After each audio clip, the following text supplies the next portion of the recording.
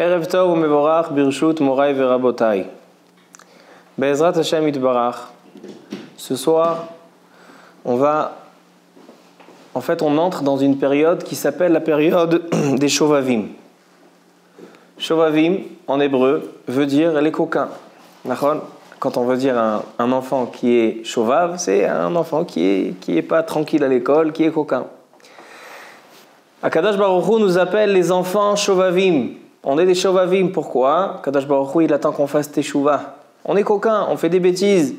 Et bien, Akadosh Baruch Hu, il nous donne des moments propices pour faire Teshuvah. Et la période des Shovavim, c'est aussi les Raché Tevot. Shemot Va'era, Bo Beshalach, Itro Mishpatim. Voici les Raché Tevot Shovavim. Veut dire que dans ces 6 semaines, à partir de la parashat Shemot jusqu'à la parashat Mishpatim, c'est une période propice pour faire la Teshuvah en tout ce qui concerne le Yetzer Hara, en tout ce qui concerne la tendance que l'homme il a, le Yetzer Hara avec les femmes. C'est une période propice, comme ça il est écrit dans le Harizal, comme ça le Magen Avraham ramène dans Siman Tafresh Pehe, ainsi le Mishnah Bura et d'autres poskim. Et donc, il y en a aussi, ils ont l'habitude de faire des jeûnes pendant cette période des Shovavim, le Mekoubalim. Alors ça, c'est tous les jours pendant la période des Shovavim. Il y en a, ils font seulement lundi, jeudi. Kol echad kemin hago. En tout cas, même si nous, on n'est pas au degré de faire des jeûnes et à des degrés de faire Gilgoulé Sheleg, etc., mais il est bien, Baruch Haba. Il est bien d'étudier pendant cette période, comme ça beaucoup de Ham Israël ont l'habitude que pendant cette période, ils étudient des halachot qui concernent et qui tournent autour des sujets du Yetzer Hara. Alors, il y en a beaucoup, ils ont l'habitude d'étudier les halachot Lida, d'accord, les halachot de la pureté. Et il y en a, ils ont les halachot Yichud, d'accord, les halachot qui parlent de l'isolation avec des femmes qui nous sont étrangères. Parce que c'est une période de Teshuvah sur le sujet du Yetzer Hara. Alors donc nous aussi ce soir, Bezrat Hashem, on va parler d'une question qui est très connue, très fréquente et que souvent on en parle, on en discute et c'est ce que Bezrat Hashem on va parler ce soir. La question elle est, est-ce qu'une femme a le droit de se faire suivre chez un médecin, se faire aller pour quand elle a des maladies chez un médecin de famille ou dans des médecines plus particulières, gynécologue, etc. Gynécologue, alors donc la question elle est, est-ce qu'une femme a le droit d'aller chez un médecin homme, selon la halakha? Est-ce que c'est permis ou pas? Est-ce qu'elle devrait choisir seulement une femme qui est docteur et non pas un homme? Ça c'est la question de ce soir. B'siyata dishmaya. Avant de commencer, on va juste rappeler deux petites histoires intéressantes. La première, c'est avec Rabbi Ovadia Yosef, alav shalom, et la deuxième, c'est avec Rabbi Yosef Kahaneman, le Ponovitcherov, le Rav de Ponovitch, le premier Rosh Yeshiva.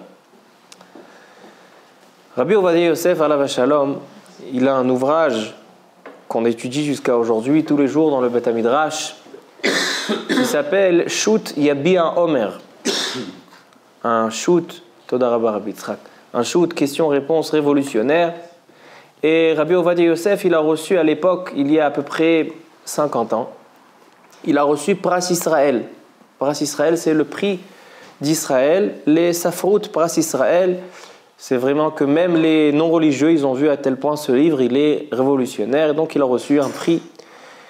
Et donc ils lui ont organisé une fête, une très très belle fête, une belle réception. Et comme c'était une réception officielle, ont été invités à cette fête le président de l'État d'Israël, le Nassi, ainsi le Premier ministre. Le Premier ministre à l'époque, c'était Madame Golda Meir. Vous avez entendu parler de Golda Meir? Et donc, Rabbi Ovadia Yosef, il arrive en tant qu'invité d'honneur, Khatan Pras Israël. Il rentre dans la salle et il passe un à un pour saluer les gens qui sont sur l'estrade devant des centaines de personnes. Et voilà qu'il salue l'un, il salue l'autre. Et là, voilà qu'il arrive chez Golda Meir, Premier ministre. Madame Golda Meir, bien sûr, elle va tendre sa main pour lui dire bonjour. Maintenant, Rabbi Ovadia Yosef, il ne serre pas la main aux femmes. Alors, qu'est-ce qu'il fait, Rabbi Ovadia Yosef? Il se baisse un petit peu, il met la main sur son cœur, il lui dit « Shalom Aleichem » avec grande chaleur, mais il ne peut pas avoir de contact. Bon, les gens, ils n'ont pas vraiment fait attention, mais le président, le Nassi, lui, il a fait attention à ça et il n'a pas apprécié cette réaction de Rabbi Ovadia Yosef. Qu'est-ce qu'il a fait? Lorsque Rabbi Ovadia Yosef est arrivé vers lui, Rabbi Ovadia Yosef lui tend la main et le président, à son tour, lui aussi, il met la main sur le cœur et il lui dit bonjour. Rabbi Ovadia Yosef, il raconte, lorsqu'il a raconté cette histoire, il a dit qu'il y en a qui ont été Doresh les Shvar et il y en a qui ont été Doresh les Gnaï. C'est-à-dire, il y en a qui ont apprécié et il y en a qui ont parlé du mal de ce comportement. Oui, qu'est-ce que tu fais? C'est honteux avec le Premier ministre, etc. Et il dit, Rabbi Ovadia Yosef, Va'ani letumi helech. Et moi, je vais selon mes convictions, moi je vais selon ma Torah, je vais selon mon habitude, et donc il n'a pas de compte à donner à personne. Ça, c'était la première histoire avec Rabbi Ovadia Yosef. La deuxième, c'était avec le Rav de Ponovitch, Rabbi Yosef Kahaneman. La yeshiva de Ponovitch, une yeshiva très célèbre, et le Ponovitcherov, le Rav de Ponovitch, c'est le Rav Kahaneman. Aujourd'hui, il y a une rue en son nom, à Bnei Brak.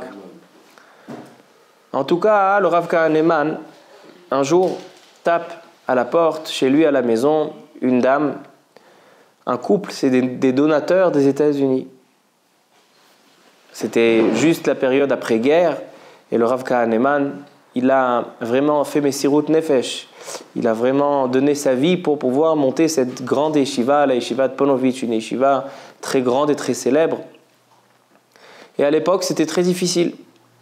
Et voilà que des donateurs arrivent à la maison. Il ouvre la porte et la madame, la première chose qu'elle fait, c'est qu'elle sort la main pour dire bonjour au Rosh Yeshiva de Ponovitch. Qu'est-ce qu'il fait, le Rosh Yeshiva de Ponovitch? Vite, il lève ses mains en haut, il dit « Waouh, Shalom Aleichem » et il appelle sa femme « Viens voir qui est venu, qui est... » Tout ça pour essayer, d'abord il ne peut pas se permettre de la toucher, mais aussi essayer de le faire avec politesse, de le faire avec tact. Ça, c'était les deux histoires. Tout ça pour dire qu'on voit ici que nos chachamim ne se sont pas permis de toucher une femme, même quand ce n'est pas pour des raisons, d'intimité ou de rapprochement. C'est juste pour une question de politesse. Serrer la main à Golda Meir, Rabbeinu Ovadia Yosef, c'est pas vraiment pour avoir un rapport avec elle. C'est pas que Chas v'Shalom, il comptait avoir quelque chose avec elle. C'était juste un contact de politesse. Et malgré tout, il n'a pas laissé la possibilité de la toucher. Alors ça sera le shiur de ce soir. La question du docteur, est-ce qu'une femme elle a le droit d'aller chez un docteur homme? En fait, il va y se passer un contact, pas un contact intime, pas un contact de rapprochement. Mais est-ce que ce serait interdit ou pas? Est-ce qu'un contact qui n'est pas un contact, on va dans le langage des poskim, il y a un contact chez le chiba.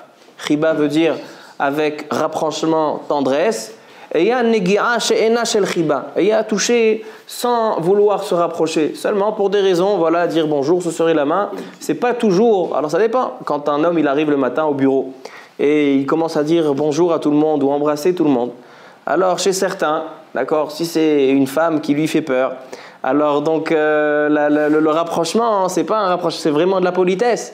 Mais par contre, si c'est une femme de son âge, etc., ou lui aussi il recherche une femme, alors là-bas, ça peut être un rapport de tendresse, etc. Alors donc on peut avoir cette situation qui est elle est très très partagée. Alors donc la question elle est, est-ce que on fait la différence dans un contact entre un contact qui est de rapprochement ou pas? Et donc ça viendra à savoir, est-ce que dans un cas de politesse, on peut serrer la main à une femme? Est-ce qu'une femme peut aller chez un docteur, chez un homme? Ou bien elle doit choisir une femme? Ça c'est donc, voilà, je vous ai présenté le sujet. Dans le Shulchan Aruch, Yoreh De'ah, Siman Kuf Tzadik He, Seif Yud Zain, dans le chapitre 195, Halakha 17. Là-bas, le Shulchan Aruch nous parle des lois de la pureté, Halachot Nida. Là-bas, le Shulchan Aruch nous dit comme ça. Le Siman Kuf Tzadik He 195 dans Yoredea nous parle de toutes les choses qu'on doit s'éloigner dans la période où la femme n'est pas pure. Alors il y a ce qui s'appelle des harchakot.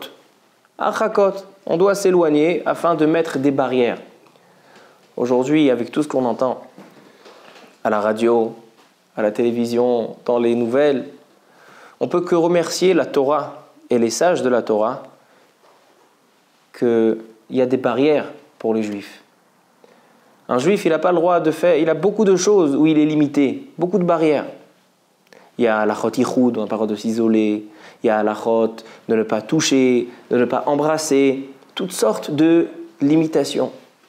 Et ces limites sauvent l'homme de la faute.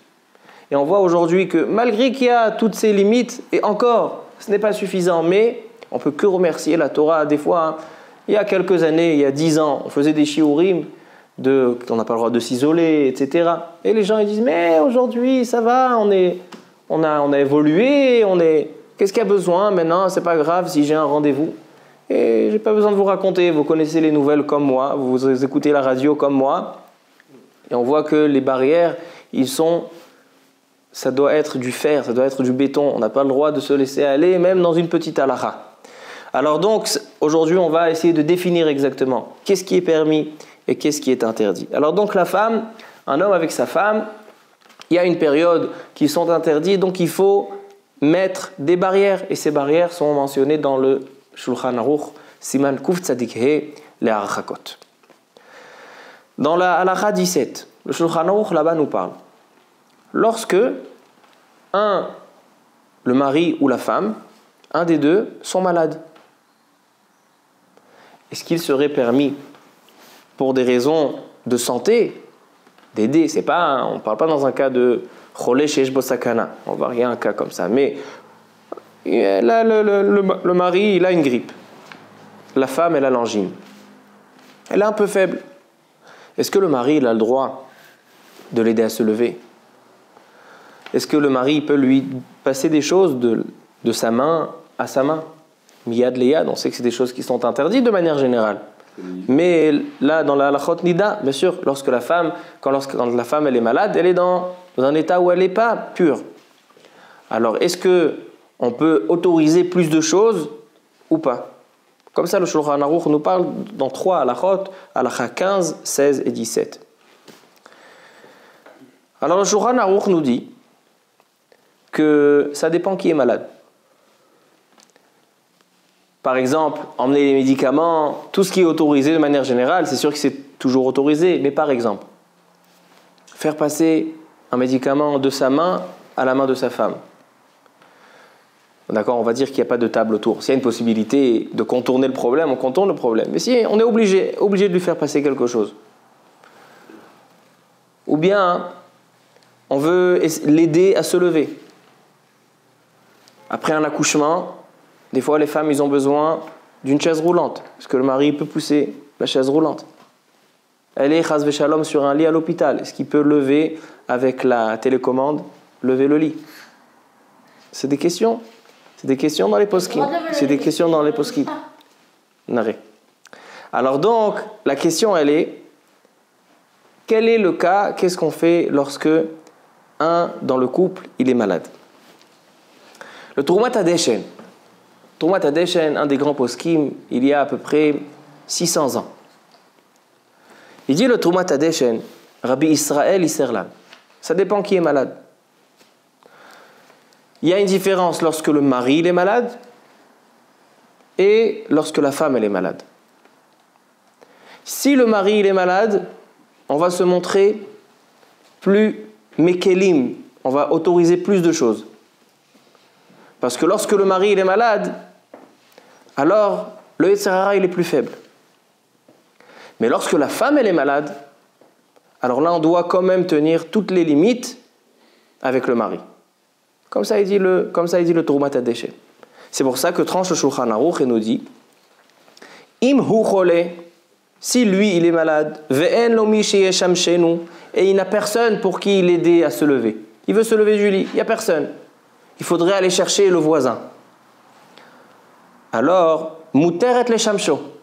La femme a le droit d'aider son mari et de le lever, même si elle le touche. Puisqu'il n'y a personne qui peut le lever, elle peut l'attraper et le lever.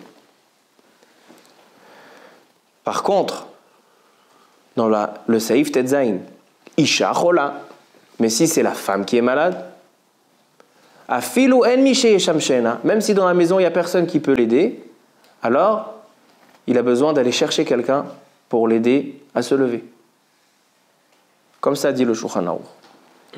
Le Rama, il autorise plus. Il dit le Rama, yesh omrim, she'im en la mi sheyeshamshena, que lorsqu'il n'y a personne à la maison, mutar. Vechen nohagim im tzricha arbe lekach. Comme ça, il dit le Shulchan Aruch, Baruch Haba, il dit le Shulchan Aruch que il est mahmir quand c'est la femme qui est malade, mais le Rama, il est mekel, même dans un cas comme ça, à tel point que le Mordechai dit que ceux qui n'aident pas leurs femmes lorsqu'ils sont malades, ce sont des shotim, ce sont des meshugaim. Comme ça, il dit le Rama, au nom du Mordechai. Mais le Shulchan Aruch, il est strict. Lorsque la femme est malade, il faut trouver quelqu'un d'autre. Maintenant, le Shulchan Aruch, dans la halakha suivante, la halakha 17, nous parle de Mishush Hadofek. C'est quoi Mishush Hadofek? Lorsqu'on veut voir le pouls. Lorsqu'on veut sentir le pouls, alors le Mishush Hadofek, ce n'est pas s'occuper de la femme ou de l'homme. Ce n'est pas un médicament. C'est juste vérifier et constater un état. Mishush Hadofek, ce n'est pas une refoua, ce n'est pas une guérison, mais c'est pour constater, est-ce que tout va bien? Est-ce que la fièvre elle est descendue? Des fois on peut savoir. Ça c'est Mishush Hadofek. Il dit le Trumat Hadeshen. Isha anida, chola, ve'ba'ala rofe, une femme qui est malade et son mari est docteur. Assur lemashesh la hadofek. Si elle est malade, quand elle est impure, son mari qui est médecin n'a pas le droit de sentir le pouls. Les mashesh hadofek.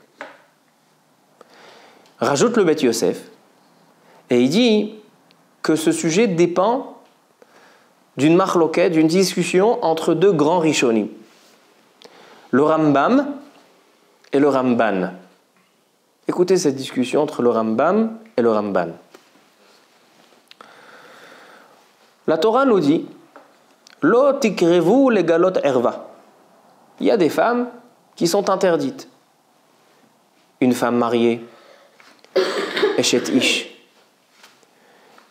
Une proche, la mère, la sœur, la belle-sœur, tout ça ce sont des arayot, des interdictions. Cette liste on la lit à Yom Kippour. L'après-midi de Yom Kippour, on lit toute une liste de arayot. Ça c'est une erva et ça c'est une erva. Des interdictions strictes. Maintenant, lorsqu'on parle de l'interdiction avec une erva, de quoi on veut parler? On veut parler d'une vraie relation. Une relation concrète. Mais est-ce que kirva les arayot, c'est quoi kirva les arayot? On ne parle pas maintenant de l'acte lui-même. On parle seulement d'un contact physique. Embrasser, caresser, serrer la main. Est-ce que ça s'appelle une kirva la arayot? C'est pas le ma'aseh assour, c'est pas l'acte interdit, mais ce sont des actions qui viennent autour de l'acte interdit. C'est une kirva, c'est un rapprochement, des actions qui viennent rapprocher les hommes. Alors, est-ce que c'est interdit minatora ou miderabanan? Est-ce que la Torah aussi, lorsque la Torah nous dit lo tikrevu legalot erva, la Torah veut parler seulement de l'acte interdit ou aussi toutes les choses qui peuvent rapprocher? C'est une marloquette, une discussion entre le Rambam et le Ramban. Le Rambam, Rabbeinu Moshe ben Maimon, il dit dans deux endroits, dans le Sefer HaMitzvot et dans Se'alachot Ilchot Isurei Bi'a, dans le 21e chapitre, il dit le Rambam que la Torah, lorsqu'elle interdit l'otikrevu le galot erva, elle vient parler non seulement du ma'aseh assour, de l'acte interdit, mais aussi des choses qui vont rapprocher. Les chabek, d'accord, faire un câlin, les nashek, embrasser, tout ça, ça fait partie de l'interdiction minatora de la Torah de ne pas se rapprocher des harayot. Aujourd'hui, c'est quelque chose qui est très très problématique avec les jeunes qui ne sont pas mariés. Et des fois, voilà, il n'y a pas, disons, voilà, ils font attention, mais ils se serrent la main, ils se serrent dans les bras, ils s'embrassent. Selon le Rambam, une femme qui est impure, alors c'est l'otikrevu le galot erva, c'est un interdit de la Torah, mideoraita. Ça, c'est Shitat Rambam. Le Ramban, Rabbeinu Moshe ben Nachman, lui, il n'est pas d'accord avec le Rambam. Lui, il dit, selon la Torah, l'interdiction, elle est seulement dans l'action. Le ma'aseh assour. Mais les Chachamim ont rajouté aussi kirva, les harayot. Ce sont les sages qui ont interdit le reste. Donc c'est une marloquette. Selon le Rambam, le rapprochement, il est interdit de la Torah. Selon le Ramban, le rapprochement est interdit midei Rabbanan. Maintenant vient le Beth Yosef et nous dit, lorsque l'homme et la femme sont dans une période où elle est impure, Isha Anida. Maintenant, est-ce que le contact, pas maintenant l'action, tout le monde sait, connaît la gravité que c'est Issur Karet, mais le rapprochement autour, est-ce qu'il est Minatora ou est-ce qu'il est midei Rabbanan? Selon le Rambam, une femme nida, c'est arayot, c'est une arva. Donc c'est assour mideoraita. Selon le Ramban, c'est midei Rabbanan. Maintenant, Mishush Adofek. La femme, elle est malade, dans la période où elle est impure, et le mari, il est docteur, médecin. Et il veut sentir le pouls, les machesh et Adofek, il veut regarder. Selon le Rambam, on va commencer par le Ramban. Selon le Ramban, que l'interdiction elle est seulement midei Rabbanan, il dit le Beth Yosef, alors là je comprends que s'il n'y a personne qui peut faire cet interdit, s'il y a quelqu'un d'autre qui peut le faire, alors pour lui c'est interdit, comme on l'a dit tout à l'heure. Que même s'il y a encore quelqu'un, ça dépend si le mari est malade ou elle est malade. Si elle est malade, alors là il faut trouver quelqu'un d'autre, il faut aller appeler un autre docteur. Mais si c'est lui qui est malade, alors on a dit, s'il n'y a personne à la maison, elle peut même l'aider à se lever, comme on a dit tout à l'heure. Ça, c'est selon le Ramban. Pourquoi? Parce que l'interdiction du rapprochement, c'est midei Rabbanan. Et en général, lorsqu'il y a quelqu'un qui est malade, on autorise certains interdits qui sont midei Rabbanan. On voit ça beaucoup dans Halachot Shabbat. Dans Halachot Shabbat, dire à un goy, à un non-juif, d'allumer la lumière Shabbat. Allumer du feu Shabbat, parce qu'on a envie de se réchauffer. Alors, s'il n'y a pas de malade, c'est assour midei Rabbanan, les Chachamim ont interdit. Mais s'il y a un malade, il dit le Rama, on a des enfants en bas âge. Les enfants en bas âge sont considérés comme des malades dans la halacha. C'est-à-dire qu'on va autoriser plus de choses lorsqu'il y a des enfants en bas âge. Un enfant jusqu'à l'âge de 9 ans, si à la maison il fait froid et on a envie d'allumer du feu pendant Shabbat pour réchauffer la maison, il est permis de dire à un goy, pourquoi? Parce que c'est des Rabbanan, Amira le goy shvut, des Rabbanan, bemakom choli, lorsqu'il y a un malade. Alors tu vois qu'on autorise certains des Rabbanan pour un malade, alors il est pareil ici. S'il n'y a personne qui peut vérifier le pouls, personne qui peut l'aider à se lever, alors donc c'est des Rabbanan, Bemakom choli, lorsqu'il y a un malade, donc on peut autoriser. Ça, c'est selon le Rambam. Comme ça, il dit le Beth Yosef. Par contre, selon le Rambam, il dit que le rapprochement, kirva le harayot, c'est mideoraita. Maintenant, on a une règle. Gilui harayot. Qu'est-ce qu'il y a de spécial dans Gilui harayot? Dis-nous Rabbi Binyamin. Baruch atah Adonai Eloheinu melech haolam she'akol nהיה מדברו. On a toute la Torah Kula, dans toute la Torah, 613 mitzvot. Alors dans 610 mitzvot, lorsqu'il y a un danger de mort, si une mitzvah met en danger quelqu'un, si une avera, si on ne la transgresse pas, elle met en danger quelqu'un, on repousse le Shabbat. On repousse Kippour. Quelqu'un qui ne se sent pas bien à Kippour, il est en danger de mort, on lui donne à manger. Quelqu'un qu'on doit l'emmener en ambulance Shabbat, on roule le Shabbat. Sauf 3 choses. Avodah Zara, l'idolâtrie. Même si quelqu'un lui dit « Je te tue si tu ne te prosternes pas à mon Dieu, à ma statue », alors on se fait tuer. Yehareg ve'ali avor. Ainsi, ça c'est Avodah Zara. Shfichut damim. Si quelqu'un il te dit, c'est où tu tues. Tu vas tuer celui-là, tu vas l'assassiner, sinon je te tue. Alors donc, on doit se laisser tuer. Et la troisième chose, c'est Gilouy Arayot. Gilouy Arayot, il a fait. Gilouy Arayot, c'est la débauche. Maintenant, une femme, dans la période où elle est interdite, elle est Arayot, c'est Gilouy Arayot. Donc, Yihareg ve'ali avor, a priori. D'accord? Donc, c'est Yihareg ve'ali avor. Maintenant, si la femme, elle est malade, et c'est une maladie dangereuse, elle est cholé sheyesh bo sakana. Et le mari, il est médecin, il peut la sauver. Ma'atem omrim. Moi, je dis quand une femme elle est malade, en général, on n'est pas recherche de. Quand une femme elle est malade, automatiquement, t'es moins recherche à Arayot, parce que quand une femme elle est malade, tu vas pas forcément beaucoup. Alors je répète, selon le Ramban qui dit que c'est une barrière, alors dans une barrière, je peux savoir quand je dois mettre la barrière et quand il n'y a pas besoin de la barrière. Si la femme elle est malade, je dis c'est bon, je peux retirer la barrière. Mais lorsque l'interdiction elle est midéoraïta et c'est Gilouy Arayot, alors qu'est-ce que tu me dis? A priori, dit le Beit Yosef, il dit pas ça, il ne tranche pas. Mais le Beit Yosef, il est mistapek, le Beit Yosef, il met un doute. A priori, même dans un cas de Choli Shesh Bo Sakana, selon le Rambam, on n'aurait pas le droit d'aller et de sauver. On transgresse. Mais c'est Gilouy Arayot. C'est Avizarayou de Arayot. Tout ce qui est autour de l'interdiction des Arayot, Avizarayou de Arayot, c'est aussi on dit Yarek ve'ali avor. וגם בפיקוח נפש. Bien pikuach nefesh. Je vais pas essayer de faire un safek sfeka ici. Pourquoi un safek sfeka? On a un safek, on ne sait pas si c'est des rabbanon. Rabbi Ovadia Yosef, il dit un safek sfeka, mais c'est quoi ton safek sfeka? On ne sait pas si c'est des rabbanon ou des oraïta. Il y a une marloquette si c'est des Marloquette, ouais. Et l'autre, peut-être tu peux dire, est-ce que tu as un doute si c'est Cholé Shesh Bo Sakana ou Cholé Shesh Bo Sakana? Oui, mais si tu dis que sur le tzad que c'est de Oraïta. Alors qu'est-ce que tu vas me dire? Si tu prends l'exemple de Shabbat, on ne fait pas de chilouk entre une femme qui se noie et un homme qui se noie. Un juif qui se noie, on va le chercher. Alors? Et une juive, non? Il a fait. Gemara Masechet Sota, elle est ouverte ici, on va le voir tout à l'heure. C'est une Gemara dans Masechet Sota, dans le traité Sota, dans la page 21. On va voir. On va voir, laat. Alors, Rabotai. Il dit le Bet Shmuel.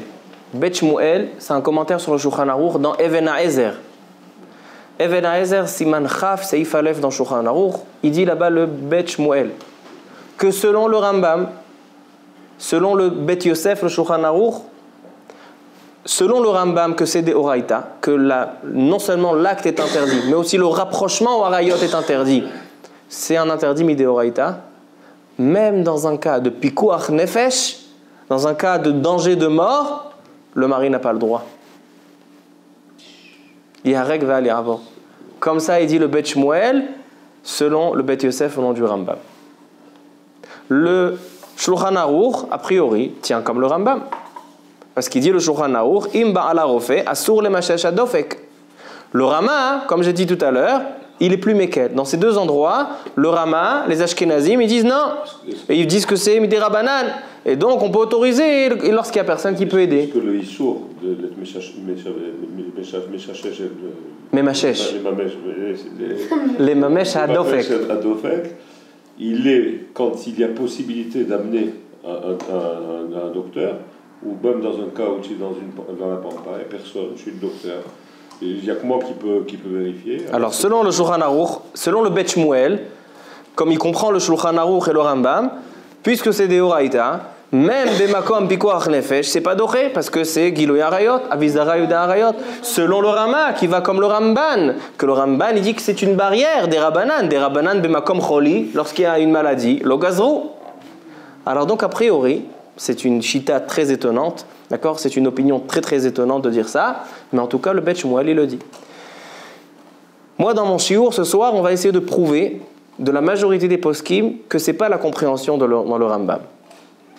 Ce n'est pas la compréhension de le Rambam. Pourquoi? Le premier qui vient et qui pose une question sur le char, qui pose la question sur le Bet Yosef et le Rambam, c'est le char. Le char, c'est le Siftei Kohen, commentaire sur le Shulchan Aruch. Lui, il dit Rabotai, venez on met de l'ordre. Il vient le char et il dit venez on met de l'ordre. C'est vrai que le Rambam pense que de se rapprocher des harayot, embrasser, serrer la main, c'est un interdit de la Torah. C'est vrai. Mais à condition, dit le char, à condition que c'est bederech shel chiba veta'ava, à condition que lorsqu'il embrasse cette herva, cette femme qui est interdite, lorsqu'il va serrer la main, que c'est pour des raisons de chiba, d'affection, et de ta'ava et de rapprochement. Mais si c'est pour des raisons professionnelles, des raisons de politesse, des raisons de médecine, que c'est pas negi'a shel chiba, c'est pas kirva shel chiba veta'ava, il dit même le Rambam est d'accord que c'est seulement midei Rabbanan, et quand il y a un grand besoin, on peut autoriser. À plus forte raison quand c'est b'makom pikuach nefesh, quand c'est en danger de mort. Comme ça, il dit le char. A priori, le char, il n'est pas d'accord avec le Bet Yosef. Mais la Aniut Da'ati, selon mon avis, le Bet Yosef, il est d'accord avec le char. Et j'ai plusieurs preuves que même selon le Rambam, il faut mettre une différence. Lorsque le rapport, le contact, il est shel chiba et le rapport, il n'est pas shel chiba. Je vais vous donner quelques preuves. La première preuve, elle est la suivante. C'est la Re'aya Chazak Baruch qu'a dit papa. La Gemara dans Masechet Sota, dans la page 20, il est écrit dans la Mishnah, au nom de Rabbi Yoshua, Ouaya Omer, Chassid Shoté, Are Elu Mevale Olam. Il y a des gens qui perdent leur temps sur ce monde. Il y a une liste des gens qui perdent leur temps. Dans cette liste, il est mentionné le Chassid Shoté. C'est quoi Chassid Shoté?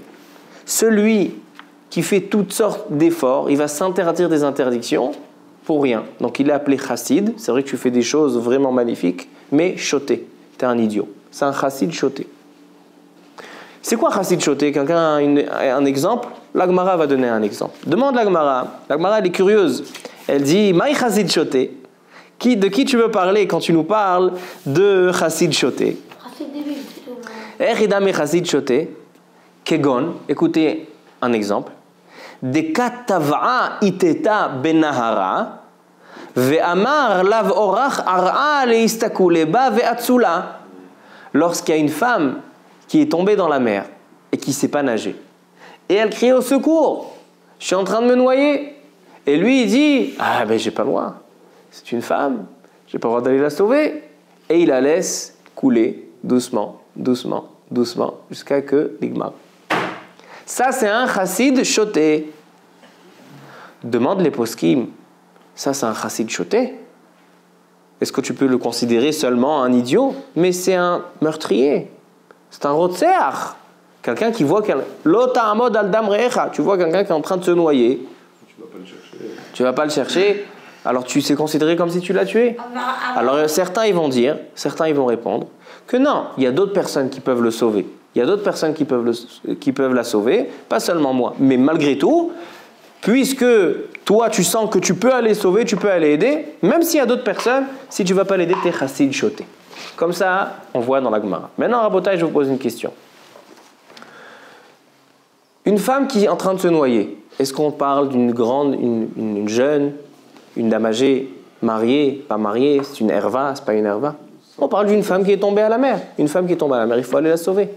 Maintenant, si vraiment, selon le Rambam, s'approcher et toucher une herva, c'est toujours interdit, que ce soit un contact d'affection ou un contact qui n'est pas d'affection, c'est deoraita. Alors pourquoi on dit chassid shoté? Tu fais la halakha selon le Rambam. Selon le Rambam, c'est interdit d'aller la chercher. La réponse, elle est, ça c'est une preuve. On voit ici Meforash. On voit ici Meforash que lorsque c'est pas une negi'a shel chiba, lorsque c'est pas un contact d'affection, Alors quoi? Alors donc, on est obligé d'aller la chercher. Non seulement que c'est permis, mais c'est obligé d'aller la chercher. Et si tu ne vas pas aller la sauver, tu es considéré chassid choté. Ça, c'est une première preuve. Deuxième preuve, Rabotai.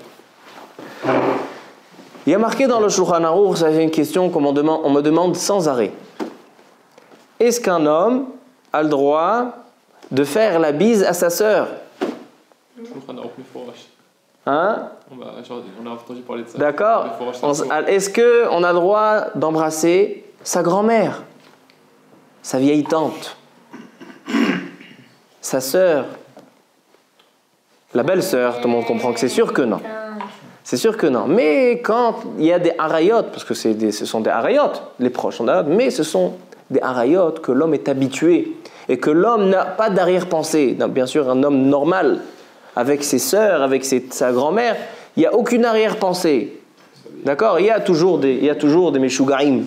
Il y a toujours des gens qui ont des problèmes, qui sont malades. Mais de manière générale, selon la nature, un homme, avec ses sœurs, avec sa maman, avec sa grand-mère, le papa avec ses filles, est-ce que le papa a le droit d'embrasser ses filles? A priori.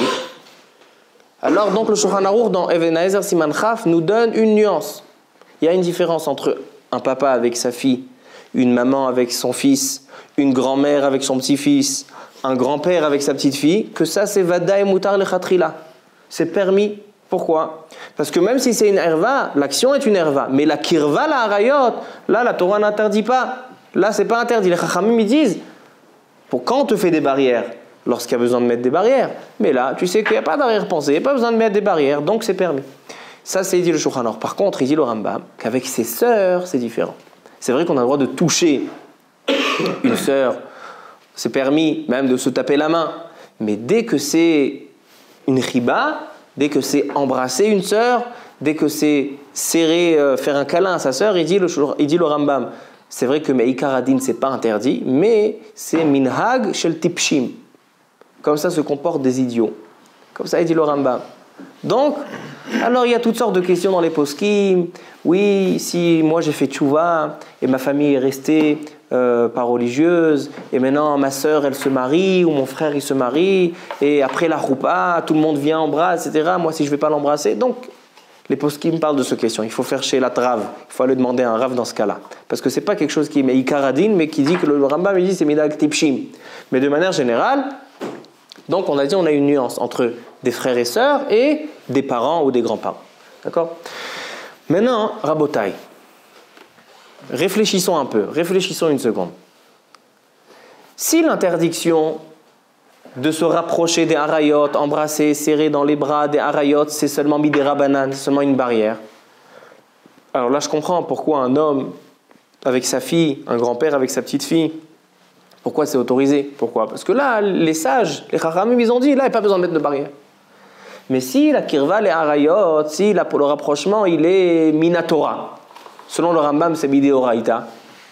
Si tu me dis qu'il n'y a pas de différence entre un contact d'affection et un contact qui n'est pas d'affection. Quand on parle d'affection, c'est pas parce que je l'aime, j'aime ma fille. Quand on parle de riba, c'est une affection un peu plus profonde. Une affection un peu plus profonde que ça. Quelque chose qui peut ramener à l'interdiction. Alors si tu me dis qu'il n'y a pas de différence selon le Rambam, comme il dit le Beth Shmuel, alors pourquoi un homme il a le droit d'embrasser sa fille? Un grand-père il a le droit d'embrasser sa petite fille? Pourquoi? Kirva le harayot, kirva le deoraita. Forcément, Rabotai, ça c'est une deuxième preuve, forcément, que même selon le Rambam, que de se rapprocher des harayot, c'est deoraita. Quand c'est deoraita? Seulement quand le contact, il est un contact de rapprochement. Mais si le contact, il n'est pas de rapprochement, c'est juste parce que l'homme, il aime sa petite fille, la grand-mère, elle aime son petit-fils. Alors baiser, en baiser baria, même selon le Rambam. Et Rabotai, troisième preuve, avec ça on terminera, du Shulchan Aruch lui-même. Le Shulchan Aruch lui-même, dans les halachot Nida, Kuf Tzadik He, il dit qu'est-ce qui se passe lorsque le mari il est malade? Est-ce que la femme elle a le droit de l'aider à se lever? Il n'y a personne qui peut aider, il n'a pas de force, il n'y a personne à la maison. Est-ce que la femme elle a le droit de le lever?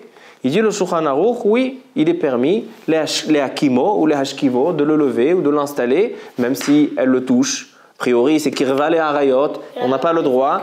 Pourquoi c'est autorisé? Pourquoi c'est autorisé? Selon le Rambam, que kirva les harayot c'est mideoraita, Même si selon le Bet Shmuel, il n'y a pas de différence entre riba et pas riba, a priori ça devrait être interdit. Tu vois que le Shulchan Aruch lui aussi il pense qu'il y a une différence lorsque le contact il est de riba ta'ava ou bien un contact qui n'est pas riba ve ta'ava.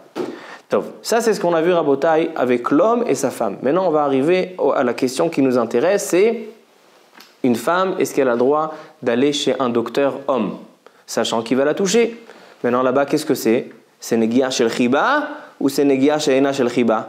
C'est un contact avec des arrière-pensées ou pas avec des arrière-pensées? Normalement, naturellement, non. Normalement, non. Une femme qui veut aller chez un docteur, si c'est un généraliste ou c'est un gynécologue, c'est une Negia She'ena Shel Chiba. C'est un contact qui n'a pas d'arrière-pensée. Lorsque c'est un contact qui n'a pas d'arrière-pensée, et c'est Bemakom Refoua, d'accord, la femme elle est malade, il y a un problème, il faut vérifier, alors, a priori, ça devrait être mouta. Alors écoutez ce qu'il dit le char. La différence entre un gynécologue et un médecin stable. Atatzodek, on va y arriver tout de suite.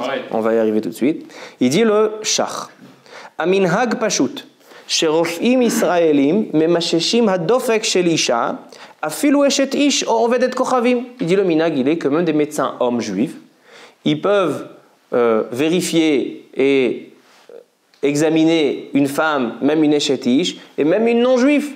Afilu sheyesh od rofim acherim ovdei kochavim vechen hadavar pashut. Comme ça il dit le char. Il dit puisque c'est pas un contact qui est d'affection, de chiba et de ta'ava, et c'est pour des raisons de santé, c'est pour un tzorer de refoua, on peut autoriser le contact du médecin.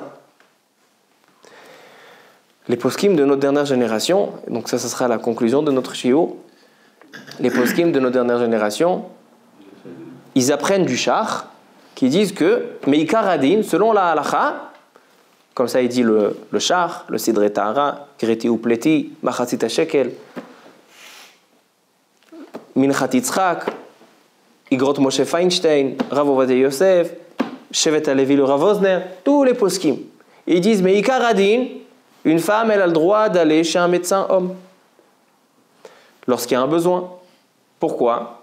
Parce que c'est une negi'a she'ena shel chiba. C'est un contact qui n'a pas de chiba, qui n'est pas avec des arrière-pensées. C'est seulement pour la médecine. Et donc quand il y a bemakom choli, quand il y a une maladie, alors donc on autorise. Mais ils viennent, ça c'est le ikaradim. Ça c'est la base de la halacha. Mais viennent les poskim de notre génération. Ils ont vu que la génération... C'est pas toujours évident que lorsque une femme elle va se faire soigner par un docteur, c'est pas toujours évident. Aujourd'hui, il y a beaucoup d'histoires, beaucoup de pritzout. D'accord, une génération avec beaucoup de pritzout. Alors il dit le Rav Wosner que s'il n'y a pas un grand besoin, s'il n'y a pas besoin, pourquoi tu veux rentrer dans... Quand on autorise un dérabanan, lorsqu'il y a un tzorer, on a dit il n'y a personne à la maison, alors donc oui, on peut le faire. Mais si par exemple, elle a une possibilité d'aller se faire soigner par une femme, d'accord, elle a une angine, d'accord, quelque chose de très courant. Elle peut aller ou chez le médecin homme ou chez le médecin femme. Et le médecin homme, lui, il a l'habitude toujours de faire une consultation et il doit la toucher. Alors non, là on ne peut pas autoriser. Pourquoi? Il n'y a pas de tzorer, il n'y a pas de nécessité. Si c'est par exemple dans un cas où il y a besoin d'un rofé mumché, il y a besoin d'un docteur professionnel. Et il dit le Rav Wosner, vous savez, comme il suivait toutes les femmes, les questions compliquées, ils allaient chez le Rav Wosner, ils lui connaissaient les médecins. Et il disait que dans notre génération, dans ce qui est chez les gynécologues, etc., les professionnels, ce sont les hommes. Les gynécologues professionnels sont des hommes et pas des femmes en majorité. Comme ça, il dit le Rav Wosner. Ainsi, le Rav Paniri, un des grands rabbanim aujourd'hui, qui s'occupe de Ilchot Nida, Tahara, il dit que les professionnels, c'est les hommes. Alors lorsqu'on a un cas particulier, on a besoin de quelque chose, un professionnel, et le professionnel c'est un homme. Alors oui, là il y a un tzorer, Negia She'ena Shel Chiba, c'est des rabbanan, Bemakom Choli. Mais si c'est, par exemple, il y a un gynécologue, à chaque fois que la femme elle va pour faire suivre disons une grossesse, d'accord, il y a une grossesse, Baruch Hashem, elle va chez le gynécologue. Maintenant, lui, il a l'habitude, à chaque fois qu'il fait un rendez-vous, il y a une échographie, ultrasonde. Et il doit toucher la femme. Un ultrasonde, une échographie, qui est banal, qui est seulement pour voir le circuit de la grossesse, il n'y a aucun éther de le faire avec un homme. Il y a aujourd'hui dans les Kupot Cholim des technaïot, des femmes, même des femmes religieuses, qu'on prend rendez-vous chez eux et on fait des échographies. Lorsqu'il y a quelque chose de compliqué, par exemple une vérification, il doit vérifier quelque chose que seulement un docteur moumré il peut savoir. Alors là, oui, j'autorise. Donc de se faire suivre par un gynécologue homme, alors il est important de se faire suivre par un gynécologue qui est religieux, qui connaît les halachot. Pourquoi ?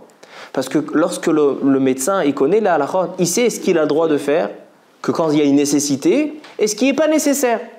La majorité des contacts aujourd'hui avec le médecin, c'est pas nécessaire, c'est pas un tzorer. C'est juste des vérifications, voir, voilà, il a toujours les oreilles à la même place, il a toujours le nez au centre. Donc, alors ça c'est des choses qui ne sont pas nécessaires, qui ne sont pas tzorer. Quand il n'y a pas de tzorer, qu'il n'y a pas de nécessité, on n'autorise pas. Quand il y a une nécessité, on peut autoriser. D'accord ? Donc c'est ça notre conclusion rabotaï de notre shiur. Halakha lema, c'est un contact qui n'est pas shel chiba, qui n'est pas un contact d'affection. C'est pour des raisons de politesse, pour des raisons de médecine. Alors il n'est pas interdit de la Torah. Il est interdit des chachamim. Et les chachamim, quand il y a une nécessité de maladie, de santé, les chachamim permettent. Alors donc, est-ce qu'une femme a le droit de se faire suivre par un médecin ? Ça dépend. Si c'est quelque chose de courant, quelque chose qui ne nécessite pas un professionnel, alors elle n'a pas le droit de se faire suivre par un médecin homme. Sauf si le médecin homme c'est un religieux et il sait qu'il ne la touche pas pour rien. D'accord ? Il sait qu'il ne la touche pas pour rien. Ça, c'est dans un cas où ce ne sont pas des choses qui sont nécessaires. Par contre, s'il y a une nécessité, on a besoin d'un médecin professionnel, alors là, c'est sûr qu'on peut permettre par un médecin. Il y a encore un détail, c'est qu'il faut savoir que même si on autorise une femme d'aller chez un médecin homme, il faut faire attention aux lois de Yichud. Loi de Yichud, les lois d'isolement. On n'a pas le droit de s'isoler. Alors donc, il dit le Rav Wosner à la Vachalom qu'il faut prendre rendez-vous dans des heures où c'est les heures de plein boom, d'accord ? Par exemple, 9h, 10h, 11h du matin, ce sont des heures où il y a du monde à la clinique. Donc à ce moment-là, tu prends rendez-vous. Mais si le docteur il te dit « venez à 11h30 du soir », tu refuses le rendez-vous. Sauf s'il y a quelqu'un qui t'accompagne. S'il y a quelqu'un qui t'accompagne, ta maman, ta sœur, ton mari, alors là, moutard. Et bien évidemment, si jamais la femme elle doit rentrer seule, son mari ne peut pas l'accompagner, toujours c'est mieux que le mari l'accompagne. Comme ça, il n'y a pas de problème de yichoud. Mais si le mari ne peut pas rentrer, alors il est interdit de fermer la porte à clé. Parce que lorsqu'il ferme la porte à clé, il y a un interdit de yichoud. D'accord ? Donc ça, c'est notre conclusion de notre shiur. Je termine juste, Rabotai, avec un petit point sur la parashat Shavua de notre maître, le Rav Wolkin alav shalom. La paracha de la semaine, on commence un nouveau chumash, un nouveau livre, le Sefer Shemot, Parashat Shemot. C'est l'exil en Égypte. Parashat Shemot, c'est l'exil en Égypte. Et Moshe Rabbeinu, que lui grandit dans le palais de Paro, du pharaon, il va un beau jour sortir du palais. Vaïgdal Moshe, Moshe grandit. Vayetse elechav, et il sort chez ses frères, Vayar besivlotam, et il voit la détresse que se trouve Am Israël. Nous dit le Rav Wolkin qu'on a dans ce passouk deux enseignements. Le premier qui est connu et le deuxième qui est moins connu. Le premier enseignement, c'est que on voit la grandeur d'un dirigeant du clan Israël. Moshe Rabbeinu, c'était le dirigeant du clan Israël, c'était le roi. Celui qui a fait traverser Am Israël, c'est celui qui a fait la connexion entre Akadosh Baruch Hu et le peuple juif. Moshe Rabbeinu, il était chez le pharaon en Égypte. Il était dans le palais du roi. Quand la Torah nous dit que Moshe Rabbeinu grandit, Vaïgdal Moshe, c'est seulement lorsque il descend et il va voir la détresse de ses frères. Un grand, c'est pas celui qui est en haut de son palais, celui qui est dans son Beth Midrash, qui est dans sa chaise à l'aise et qui est en train de boire son café. C'est pas ça un grand. Le grand, c'est celui qui va regarder la détresse de ses frères en Israël, voir qu'est-ce que l'un a besoin et qu'est-ce que l'autre a besoin. Ça, c'est la grandeur de l'homme. C'est ça ce que la Torah veut nous dire. Vaïgdal Moshe. Moshe a grandi quand ? Vayetse elechav vayar besivlotam. Il est sorti chez ses frères et il a vu leur souffrance. Ça, c'est le premier enseignement. Le deuxième enseignement, Rabotai, c'est qu'il y a marqué Vayetse elechav. Moshe Rabbeinu, il n'est pas seulement allé observer la détresse de ses frères, mais il est sorti. Qu'est-ce que c'est sorti? Vayetse elechav. Il dit le Rav Volkin, au nom de nos maîtres, que Vayetse, c'est que le Rav, si tu veux comprendre la situation de détresse de ton prochain, de ton ami, tu es obligé de sortir de ton contexte. Quelqu'un qui reste dans son contexte, quelqu'un qui reste dans sa tranquillité, il ne peut pas ressentir la détresse de son prochain. C'est seulement en sortant de son contexte qu'il peut comprendre. C'est pour ça que Moshe Rabbeinu, il ne lui a pas suffi d'observer du palais. Il était dans le palais de Paro en Égypte. Il ne lui a pas suffi de regarder de la fenêtre. Il fallait qu'il sorte. Il fallait qu'il sorte de son contexte. Lorsque tu sors de ton contexte, c'est là que tu peux comprendre la détresse de ton prochain. Il y a une très très belle histoire à Botaï, marquée dans le Sefer Zahav Mishva, au nom du Chafetz Chaim. Le Chafetz Chaim, Alav Shalom, à l'époque de la Première Guerre mondiale. Il y avait la guerre et les soldats étaient sortis, des soldats, ils sont sortis en guerre. Le Chafetz Chaim n'a pas accepté pendant toute la période de la guerre de dormir sur son lit dans sa chambre à coucher normale. Il est allé dormir par terre dans le salon. Pourquoi? Il a dit le Chafetz Chaim, moi j'ai besoin de prier pour tous ces soldats. J'ai besoin de ressentir la détresse qui se trouve, le danger où ils se trouvent pour pouvoir prier pour eux. Si je dors dans mon lit tranquillement et moi j'ai mon train de vie normal, je ne vais pas pouvoir m'identifier à leur détresse, à leurs besoins.